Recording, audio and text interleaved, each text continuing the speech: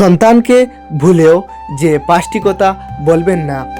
Number 1, আপনার সন্তানের প্রতিভাকে কখনো অপমানিত করবেন না। শিশুরা নিজের ছোট ছোট প্রচেষ্টাতেও মা বাবার প্রশংসা প্রত্যাশা করে। যদি আপনি তা না দেখান, তার মনে গভীর আঘাত লাগে। এটি তারা কখনো ভুলতে পারে না। নাম্বার 2, বাচ্চাদের ঘন ঘন মিথ্যে কথা বলবেন না। ঘন ঘন মিথ্যা শুনলে তারা মা বাবার প্রতি বিশ্বাস হারাতে শুরু করে।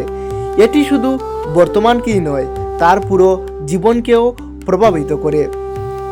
নাম্বার 3, সন্তানকে কখনো ঠাট্টা করবেন না। বাচ্চাদের কষ্টকে ছোট করে দেখবেন না, তখন তারা আপনার কষ্টের মূল্যায়ন করবে না।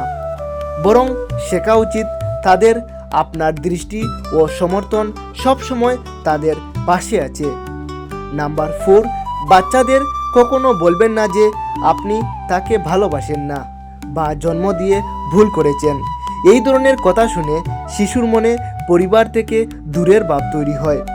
একটি ছোট শিশুও মনে রাখতে পারে এই শব্দগুলো তার জীবনের উপর স্থায়ী প্রভাব ফেলে।